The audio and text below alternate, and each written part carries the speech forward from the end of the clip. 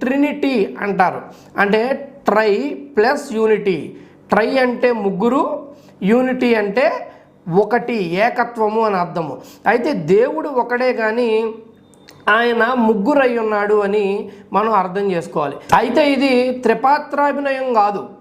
ఇప్పుడు ముగ్గురు మొనగాళ్ళు సినిమాలో చిరంజీవులాగా ముగ్గురు చిరంజీవులు అన్నట్టుగా కాదు. అంటే మీరు అడగొచ్చు, అదేంటండి సినిమాల గురించి చెప్తారని.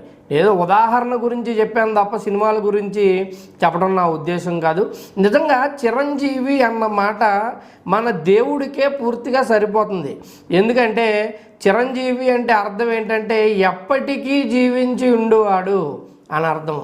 అందుకే మన పూర్వీకులు కానీ మన పెద్దలు కానీ పుట్టినరోజు కానీ ఇతర సందర్భాల్లో ఎవరినైనా దీవించవలసి వచ్చినప్పుడు చిరంజీవివై వర్ధిల్లు అని వారు దీవించేవారు. అంటే ఎప్పటికీ జీవించి ఉండేవాడు